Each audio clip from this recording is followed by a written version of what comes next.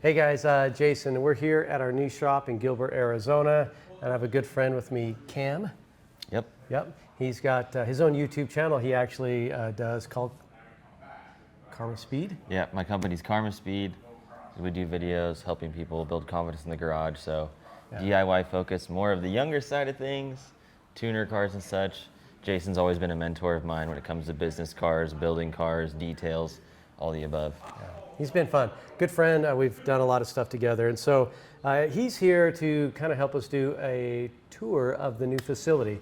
So we just moved in, and he's going to help kind of be the eyes and ears and ask questions that I should probably talking to you guys about, but he's going to help us figure it all out. And I haven't seen it yet. I didn't walk it until we were recording, so this is all new to me. It's all new to him. He's going to have a lot of questions, and you might have the same questions, so we wanted to make sure we had a good perspective. So anyway, so we, Cameron, thanks for doing this with me. Where are we? Yeah, so we started this project about a year ago, and it's taken us a long time to get here.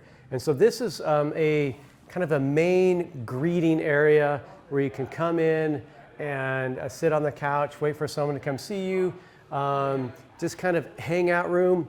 There was a lot of questions of should we put a truck in here? Should we put like a chassis in here?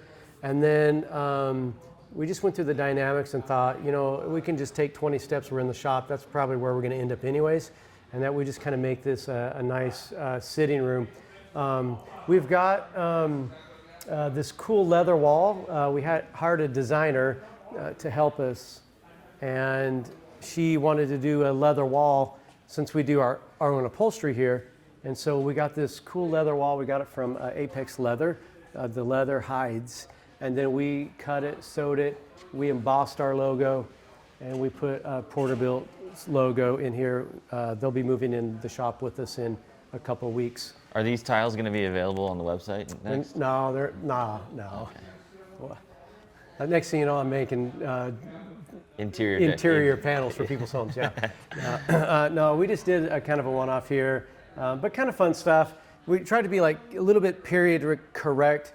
We got a vinyl record player, a cool little, Marshall looking speaker, kind of cool, and then kind of some 70s looking couches, just for fun. Even some grandma's candy. It might take, pull out a tooth if you eat that, but. I've never even seen this. Is this from like some old school candy? Yeah, it's old school candy. Have you had it? Yeah, I've probably had 100 of them since we put it out. Every time I walk by, I eat it. I wanted to know what these taste like, but I'm a little concerned. Let it warm up. It's a little hard initially. Is it like butterscotch? It's like a hard Tootsie Roll at first, but it gets, it's interesting. Brown sugar, kind of, yeah. It's like a more tame Tootsie Roll. Yeah. Okay. Yeah. Mary Jane, there we go. Mary Jane, you've had it. Well, let's go check this room out here. This is one of my favorite rooms, actually. So this is mostly a design room, doubles as a conference room for us. And so come on in here. And so we have basically, I can sit down and meet with some of our people here in the shop. We can have a meeting in here, but also we can sit down with our customers and discuss their project. And so we have a TV on the wall. It's one of those Samsung frame TVs, so it's kind of cool. I like it. Wait, this is a TV? That's a TV. Whoa. Yeah. I've heard of these, but I've never really seen one that actually is deceiving how much it looks like a photo. Yeah. That's crazy. And this is, you can put like real art in it, and it's kind of cool. But it's super low profile on the wall and super cool. So we can then sit here and connect to it. Then we've got these cabinets on each end where we just put a bunch of crap up here. I got to organize it all. But a lot of upholstery, paint. We're going to have like wood bed samples. A lot of the products that we use in a project. We're going to have all the literature here for us to sit down and kind of design a truck with them. We'll have a bunch of paint samples in here. So as we sit down, we can kind of get really close to figuring it all out. And then we'll have everything stored digitally up where we can have it on for reference on the TV. And so everything will have like a little storyboard, like an interior storyboard. Shows all the elements of the interior, steering wheel, the leather samples and all that stuff. So we can kind of just make sure everything's coming together. This will make the vision process much more fun. It will. It is kind of that visionary room where you sit down and kind of plan and come up with some cool ideas. We have, like I said, we've only been here a week, and so there's like a big rug that's missing that will go in here to help kind of ground the room. And then the cabinet guy's got to come back and finish. We've got a refrigerator that will end up there, so when you're thirsty, you can get a drink. But yeah, pretty cool room. It's fun. We use it all the time for any kind of a little meeting that we're having. So. Where to next? Let's go this way. Another one of my favorite rooms. What's the story behind the blue color? Well, so if you notice, everything's dark. And initially I went into this thinking we'd do white walls, and because that's what everybody's modern homes are, right? Everything's white, and my house is that way. But we hired a designer, and she had a little different perspective. And so she showed me all these colors, and they were dark. And I was like, it feels like it's going to be too dark. As she showed me her vision, it finally started to come together, and I was like, I think that'd create a really nice, peaceful, calming feeling. Blue's a very peaceful feeling, or a very peaceful color. And so we wanted people to feel relaxed when they showed up here. So they could spend a bunch of money because they feel relaxed, right? Yeah. But no, so we basically went that direction. And then all the trim, if you notice, like all the trim around the baseboard and casing, we actually designed that from scratch. I sat down on a piece of paper, drew out the profile I wanted it to be. So it still had a little bit of a commercial look, but wasn't something off the shelf. I couldn't have anything off the shelf. And because everything we do here is custom. And so there couldn't be anything off the shelf. And so we designed our molding trim. We painted it the same color as the walls, just a little sheen, shinier, just a step shinier in the sheen, so that it kind of looks like a little different color, but it's the same. So. Very cool. All right, we'll come down here. Has a good feel. Yeah, it has a good feel.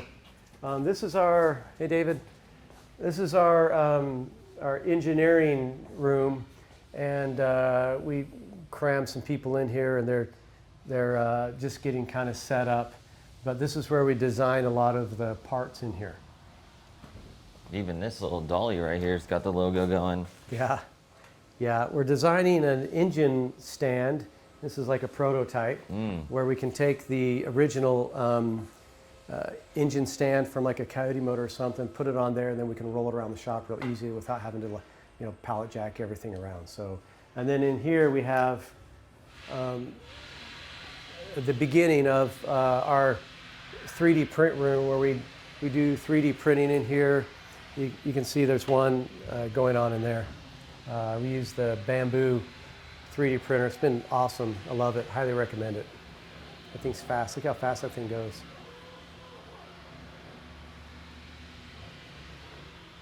We'll probably have 4 of them there before the year's over. Yeah, like totally. They're awesome. Yeah, but pretty cool room. We got the Formlabs. We've got another Formlabs coming that'll sit on that shelf. What's a Formlabs? So Formlabs is a 3D printer, but it uses a resin, and it has like a laser light that kind of cures it. So the quality of product that it produces, you can get really high definition and really super clean product out of it. It's more expensive to use that way, but in some applications where we actually want to take apart and actually use it in a vehicle and have it something we can just like clean up, prime, and paint it, the Formlabs works the best. Nice. Yeah. Tell them a little bit about, because we've talked about it obviously while we're walking, how 3D printing changed how you do most things. Yeah, And why it has its own room to expand. Well, obviously it's got its own room because the climate control. We used to have it out in the shop, and during the extreme summer heats and then the Arizona cold, which was enough of a change that would actually have some failure in 3D printing. And so this, we can control the climate, keep it at 75 degrees. We won't have any issues. Now, truth be told, our new shop's air conditioned, So we're going to have a lot less of those kinds of problems. But this is something that's close for them. You know, I wanted it to be close because they're doing a lot of prototyping. And the prototyping of parts has allowed us to create a lot of the parts that we use on our own projects and then continue to develop those for the mass market. I guess the underlying question is, what did you do before you had 3D printing? We used whatever we could find off the shelf. Cardboard, CNC metal, and be really expensive. Yeah. What other things? Yeah, well, you couldn't hardly do anything. So it's whatever you could just grind and fab and cut and whatever you could just use with whatever, you know, welding, bending metal, whatever you could create that way. And so you couldn't allow that real organic shapes and things that you wanted to create. You couldn't do any of that stuff. And so it changed, though, for us. It changed the way my guys thought in the shop, because they were used to thinking, I just got to make it myself. Now they think, oh, we got this whole engineering department, and they can make anything.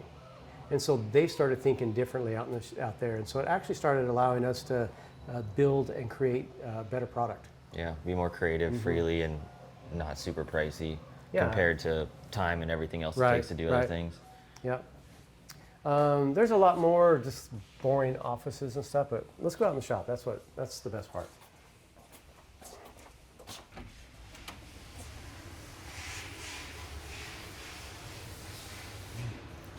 It's kind of big. It's got some space. It's a little bit of an upgrade. You've been to the other shop, so you know. Yeah, and the shop before that. And not the garage before that, though. I wasn't there for that chapter. Yeah. Well, that was it. That was it. The first shop was. Yeah. Okay. Yeah, that was it. We have. I think they normally use these for like FedEx and stuff, right? But we're building trucks here now. Yeah, we're building trucks here now. Yeah. These are distribution warehouses, right? So I love the tall ceilings. Even though the other one had 17, 18 foot, it wasn't like it was short. But this, you just feel better in here. Everything was painted white so that the lights in the shop would help just be brighter. Coming in here and painting all the walls dark blue would have just been, would have been terrible. So we kept everything out here is kind of white and bright. Everything we're assembling and carts we're making and building, we're pushing more towards that white, clean area. We've only been here a week, and so we've had to empty out an entire shop and move here and try to get set up enough to get going again, and it's been an undertaking. So we're kind of back up and running again, but it's definitely like a work in progress. So well, show us around. Let's go. All right, let's go start over here.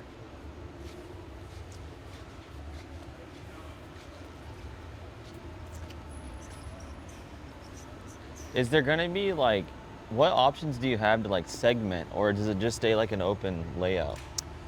Well, or will that kind of build itself as you get more? It's going to build itself. We got some curtains we need to order. We got some areas that are kind of segmented. This is our retail parts stuff. We got some more racks we got to put together, and to get a bunch of engines and different things. I've got like 15 engine packages I got to get off the ground because that takes up a ton of floor space. And so a lot of our parts business and things that we store for jobs and we sell are all built into this rack system, from AN fittings and things that we use on projects to gauges in stock and axle housings in stock, and just whatever it is we need, we're just slowly getting it set up in this area. So it's probably another 3 or 4 weeks before this is probably set up and working. It's work in progress, like all things. Yeah. New assembly line over here. Yeah. So over here, we've got a lot of stuff staged in here because we don't have time to clean it all up yet. We just need to get back up in line. So a lot of this stuff here in the next week is all going to be cleaned up and put up and where it belongs. But this will all be cleaned out here in the next week. And about 2 weeks, Porterbilt's going to be here, and he's going to start setting up his assembly area here for building all the chassis components that he currently sells and chassis that he creates for others and for us. And so we're kind of getting kind of a mutual, you know, kind of a tie where we're working really closely together. It just made sense to have him in the same shop. He needed a shop upgrade. He's 4 different small buildings in the same area on dirt, you know, so it gets muddy. And so this will be huge for him to be able to set up and have everything just in one flow instead of 4 different cells that he's trying to like bring together. So, but when we get that chassis that's completed, essentially we're going to have a chassis. This is going to be our production line right through here for chassis. And so we'll have these carts will be housing, there'll be chassis on them. We've actually got one coming from Powder Coat right now, and it'll go on the cart, and then it'll go through a series of steps here before it's completed, and down at the very end getting the exhaust installed on it. And so these are white powder coated. They're expandable for different size chassis. All the chassis hit real similar front and back, but but you know, you've got different lengths of just a long bed to crew cab to, you know, we need to be able to have an extension on there to put it together. What part of Porterville being here are you most excited about? You know what? The best part about it is when we're working on chassis and developing new parts and products, there is a huge delay in communication. You can email somebody, then they get it, then they look at it, and then there's a problem to be solved, but then you got to get a 3D scanning done and maybe a new part developed. And so all of that was just taking time. Even though he's here in Arizona, it would just take a tremendous amount of time. Yeah, over the course of a year, I mean, you're saving days, weeks maybe with this. Probably months. Months. I'll be honest with you. And so it'll be where we go get Nate with Porterbuilt, and then we get the designer over that, and then we're all here. And we literally just go look at it, we make a quick change, and it's done instantly, real time. Yeah. And we got all the heads together making the decision, not we made a decision, we send it over there, they make a decision, it comes back. Had we all looked at it at the same time, we might have made a different decision. His name is Nate? Nate. Is that something you and Nate scheme up in the background you're excited about? Yeah. That's cool. Nate's been just a real good friend. Nice. And so anyway, that'll come along here. It'll go over here to this last bay where we got lifts just installed yesterday, but we don't have any power to them yet because we didn't know where they were going to truly end up, and so we wanted to get them set, then bring the power to them. And so we've got an electrician coming later today to start connecting all this up. Do they run the wires like for the 240, like from the ceiling? They will, yeah. So they'll bring a box over here, and then they'll drop a cord down to all the lifts. To all the lifts. I see. Yep. Very cool. But this is a Porterbuilt still, or is this Fat Fender Garage? No, this is all Fat Fender Garage over here. Wow. Yeah, this is all Fat Fender Garage. So Gotcha. basically, this part of the shop will be Porterbuilt. Cool. And these are the chassis that we've currently finished, and they have gone through that process that we just talked about. So these are going to go to customers soon? Yes, these will go to customers and shipped out to them. Some of them order up their wheels and tires ahead of time. Or there's actually a new product we've developed that I guess we can tell you about it. So that from this point here, we've got a new program we decided to do, and that's called the Revival Series. And there's a lot of people that have a really nice truck, and I'll show you one. There's a lot of companies, for instance, that build brand new. You can get a brand new Bronco, you can get a brand new Mustang, you can get a brand new K5, you can get all this stuff brand new. And it's basically a kit, if you will.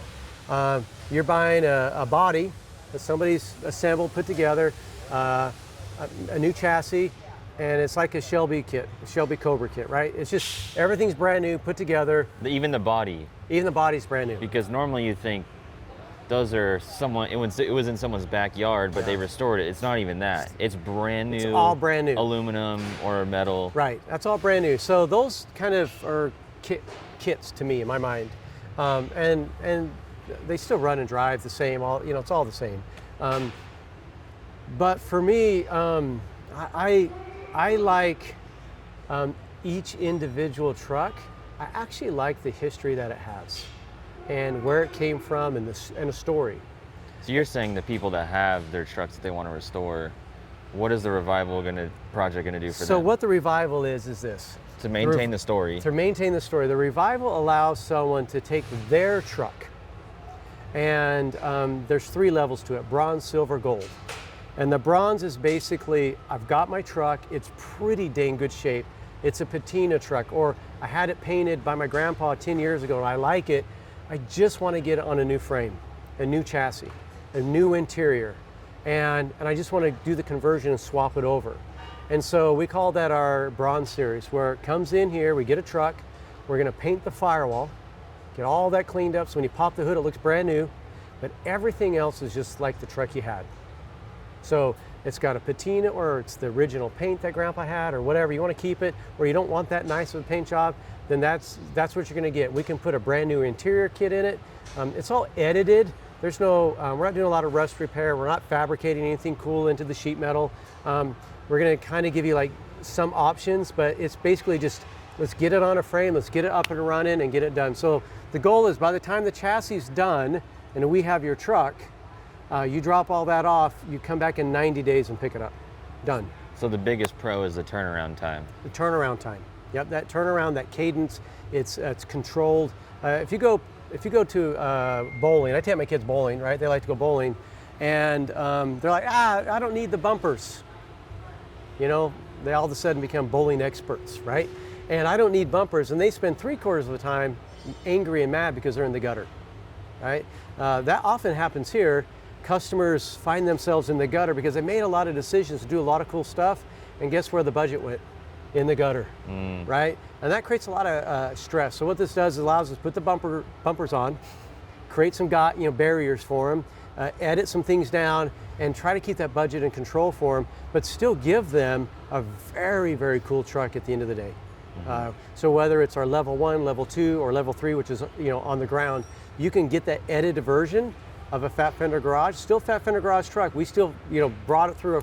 We don't cut corners. We're not doing like a quality cutting corners, but we edit all the things that you're allowed to do to simplify the build process for us to get it through quicker. So you can get on the road and drive it. Get on the road and drive it, yeah. Yeah, you don't want to be held hostage here for a year and a half or something. You want to get on the road. So let me show you this truck right here. This is, it just started the bronze series right here. Is this the first bronze? We've done a couple others. Similar that we've been like going through the process over the last year, testing the theory and the process behind it before we decided we were going to let people know that this is what we're doing. What do you like about this truck condition-wise, and what do you dislike for people to kind of take notes? Well, this is an original paint job, and it has just enough patina, and it's real patina. It's not too sun-baked, right? It's not completely. And so this will actually polish up really nicely. And this is going to clean up real nice. So, do you clear it or no? No, just polish it up. Okay. You can clear it, and there's other products you can put on it. But for this guy, this is all coming apart. The whole chassis frame and everything is going to get wheeled outside, and it's going to get disposed of. We're going to get rid of it, put it up for sale. He'll pick it up, one of the two, next week. And then we just take all the sheet metal off, and that's all we care about. We're going to take it out. We're going to pressure wash the front, clean it up underneath, and then the underside of it's all going to get put a black bed liner on it, clean it all up. We're going to get the firewall. All this is going to get cleaned up. We're going to shave a couple holes on here that we don't need, and we're going to paint this section of the firewall the original color, but fresh. The inner fenders, the core support, they're all going to get powder coated satin black. And then we'll have the fenders themselves and the bottom of the bed is all going to get bed lined as well. So when we go to put this on the new chassis, which was one of those sitting over there, then it's all kind of brand new underneath. and the firewall's done. If he chose later to repaint it, he's good. He's in good shape. Yeah. The firewall's already done. The hard part's done. Hard part's done. And it's gonna be a beautiful truck. Like if you look at the bed over there, it's in good shape too. That's gonna look sweet. It really is. What yeah. kind of color wheels? Did he do a darker color wheel? We actually did kind of a dark bronze wheel. Wow. Yeah, dark bronze. This will be really cool. Yeah. This is a 90-day project. This will be a 90-day project. Yep. Is that like a handshake? 90 days? 90 days. That could be you. Yep. It could be you. Yeah. Obviously, you know, it's Sign the contract. Yeah. It's a little work in progress, but I would imagine in 90 days we're starting to get on that cadence. Yeah. So, That's exciting. we've actually got about 25 of them sold just like this, already in the queue. Already in the queue. The program is off to the races. We haven't even marketed the program. I was going to say, you didn't post it anywhere We yet. haven't posted it, we haven't talked about It's it. all phone calls. Just phone calls, people coming, and we're kind of steering them into that direction, kind of letting people know what their options are. We'll probably, in about 90 days, we're going to introduce the program completely. So How does that make you feel getting 25 more trucks on the road? I love it. Hopefully it's yours soon. This is one that is essentially a bronze one we did here. It showed up, this is a truck he had, and we did the conversion for him. Did he already have it painted? He already had it painted. Oh, wow. Yep. Did you do the interior? We did some of the interior for him to help him, yes. Nice. Yep. Very He's got a combination. He bought some TMI seats, and then we built kind of the door panels to match, kind of a TMI door panel, put the rivets in it for him, and help put all that together. So we got a couple little things left on it to finish up, and we'll be in good shape. So this one just came in for a new motor. It's a truck we built about 3 years ago. He put some use out, he got some use out of it. Yeah, and we blew up the motor. Like he was running it. Yeah, this guy uses that on the farm. That's kind of what you like to see. Yep. Roll, Arizona. He drove it like someday it was going to get a new If you're motor. from that Yuma area, you know where Roll, Arizona is. Unfortunately, the motor went out, and so we bought another motor for it. So he's supercharging it now. No. No, we got another motor coming. We actually had another motor. Problem is, he's got a Gen 2 motor in it, and the Gen 2 motor you can't buy brand new. So I got to buy another used Gen 2 motor to put in it, and the one we got in didn't look good enough, so we kicked it back to the guy that we bought it from, and he's getting us another motor. So we're kind of going through it, inspect it. We're actually going to upgrade the oil pump gears and the crank pulley on it, just to give it more strength on the bottom end with the oil, just make sure nothing's slipping. We're not really sure why it went out. It shouldn't have gone out, but a little bit of a heavy truck, and if he's lugging down on it could be a little bit of an issue. So we're hoping to beef the motor up a little bit for him, make sure it's good and solid. So Sweet. And then we got a lift down here at the end for anything these guys need to put up on the lift. But it'll come through like a 6-week sequence where it'll stay in an area and then move, and we'll have another one right behind it. And then we'll kind of finish out here and get them out here, start test driving them right here. So the goal is by the end of the year to be on a cadence where one a week is coming out of the shop. Wow. Yeah. So we'll go. Let's walk back here and hit the body shop. Kind of show you what's going on back there.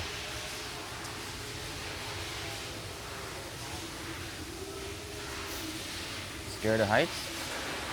Well, this is in order to get the paint booth in and approved, we have to have Fire suppression? fire suppression system in it with an alarm wire. So these guys are installing the alarm wire, so it triggers the alarm. The fire department knows what's going on. But it's kind of a weird deal. By the time, because there's already an alarm on it, so as soon as the flow starts, well, it's the flow. And as soon as that out there recognizes there's flow and it's enough flow, then that's going to trigger the alarm. By the time that flow starts and then this starts to flow, there's 2 alarms going off. So it's redundant, but anytime you're dealing with the city, and paint booths, everything has to be redundant. They want to make sure it's safe, and obviously we don't want a fire in here. Luckily for us, it's a concrete tilt-up building. It's a steel trusses in here. We've got everything insulated super well, and we got massive fire sprinkler system in here. So the chances of a fire getting out of control is going to be pretty slim. But you're ready. But we're ready for it. Hopefully, I never see one. But Not in your time as being the owner. yeah, we haven't had any. The only time we have fires when these guys leave a rag on the ground, welding, that catches on fire. Back here is our fab department. It's another work in progress on fitting things together. We have only going to keep about 3 to 4 back here at any given moment going on at one time. The reason why is if you get too many started, it just turns into absolute chaos. And so we want to be able to stay focused, get things done quickly, push through them, and get them done. And so our designer series is what we call these. These are the ones where they get all the modifications, custom everything. And so you can basically, the designer series just kind of explains that. You can see how they sunk the booster into the firewall, create some space. Should look kind of cool when it's done. Yeah. The Revival series, if we have to weld up a firewall or something small, it'll just come in and out. Then from here, anything that, they get finished up here, then we got to get to the body shop. And so we've got this doorway here cut into it, so we can bring all the things that got to come in here and get done. It's not too often a body shop gets this much natural light. No, and we've got some dust in here. They're doing a lot of sanding and blowing stuff off, but we've got some big units that are coming in here to get all that fine dust Out of the air. out of the air, and so they unfortunately are still in shipping. They were delayed for, like everything's delayed, right? And so we'll have those 2 big units in here that will capture all that fine dust in here. It'll feel clean in here. Yeah, it'll be nice and clean. Then when these guys are done, we've also got 2 more doorways here, and so these are the paint booths where these are pass-through paint booths, so they can go in and out, both sides. So That's a luxury. yeah, Come a long way for this come life. a long ways. 2 paint booths, a mixing room, and then this one is actually heated, so we can actually dry product in an hour. Wow. Yeah, You have the mixing room? yeah. There's a mixing room. We can see it on the other side. Okay.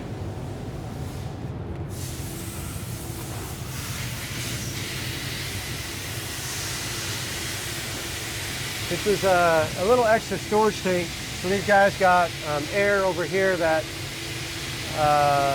makes sure the paint booth guys got plenty of air.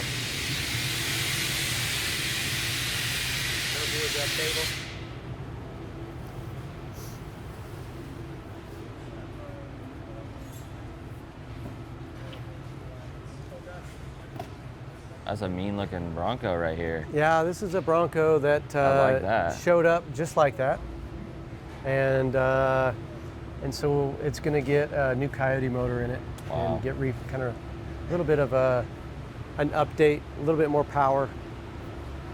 Be kind of cool. So this is the other side of the paint booth, and then we've got a little mixing room right here where they can be inside and mix all their paints up, and then they can, from there, they can go into each paint booth.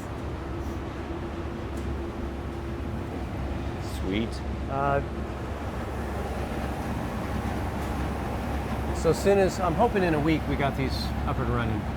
But they're currently painting the walls. If you can kind of see here, they're painting the walls in the paint booth with what they call a booth coating. And that booth coating, after a number of layers, you can peel it off. So we're going to start getting it on and prepped and ready to go. So when we get ready to go, we've got our booth coating on, everything's painted. And then you'll paint it probably 4 or 5 times. You just keep painting it, keep it white, because you get overspray. And when that overspray gets on, everything starts to get dark in there. And so you got to paint it white. So you'll put like 3 or 4 layers of that booth coating, and then eventually you just peel it all off and you're back to a clean booth again. Nice. So we've got, this is what happens at every body shop. You get a lot of painted parts, and then it takes up like so much real estate. And so we've got some carts that are in design right now that we're designing custom for us, that we can actually go vertical and have some cantilever racks and different things, so we can put pretty much all the parts on one cart and go up, 8 feet and store everything carefully, and then also not use up as much space, because if you get 3 or 4 vehicles painting at one time, it'll just eat you out of house. It's like a whole separate vehicle, stacked. Yeah, it takes like the space of like 4 vehicles. Yeah. Just one. And so we're going to work on getting them set up. This truck's stained bare metal, and I can touch it and not worry about it getting rusted. If this is bare metal, I put my hand on it, tomorrow there'd be a handprint just from the oils of my hand. But we actually used a product called Cerakote, and we grained it and sprayed a clear Cerakote on it, a matte finish, so that we can actually leave this truck bare metal. The entire truck's going to stay bare metal.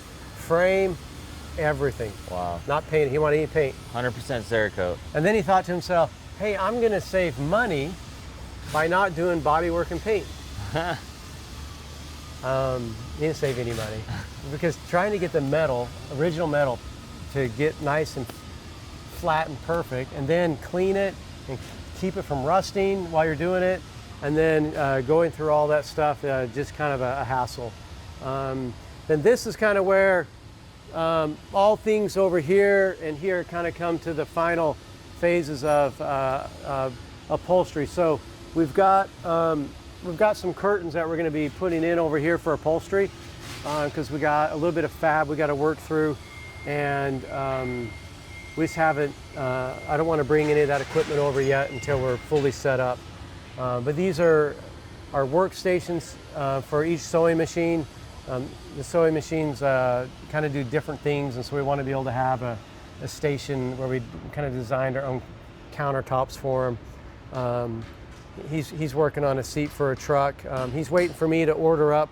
I've got some more tables I got to get here for him, so he's waiting for me to get that ordered up. But so he's working on one of these right now. And so essentially, all the upholstery will finish over here. A lot of the high-end assembly designer series trucks, they'll be parked right over here, where you can. These guys need time to put them together, so it's going to take them, 2-3 months just to put a truck together. Even after it's gone through that full process, the designer series just takes time. Everything's hidden and covered, and so, anyways. But that is it. That is, in a nutshell, it. So what did you think? I'm excited to see what kind of work comes out of here now and at what speed, and all the new parts now that you're working with Nate. Nate, yes. Yeah. This is, where do you go from here? No, well, Sky's the for limit. me, nowhere else. I have one other question. I'm done, yeah. Is there a proper, little area to maybe lay some rubber down? Ooh, some kids out back have done it. They already broke it in? They already broke it in. Okay. These are like your crew, your people. Easy. Now you're labeling. Oh, you're yeah. labeling. Easy. These are kids in their tuner cars out there doing burnouts in the back. How do I know? Because I got a camera out back that tells me. So I know that if I need a test, I'm just going to go to this industrial building. Out back. Unfortunately, they're not old. How do I know they're young? Because they're not old enough to know the difference between asphalt and concrete. And did they slide and hit something? And they're trying to do burnouts on concrete with the texture. Yeah. So. But there's houses right there, right? Yeah, there's houses. Yikes. Yeah. Well, thanks for coming out and checking it out. Yeah, congrats. This is huge. I'm excited for you guys. Yep. Well, thanks for following along. Cam's a good friend to come hang out with me, and we really appreciate you following along with us. Hopefully you enjoyed the little shop tour, and we'll see you next time. Thanks.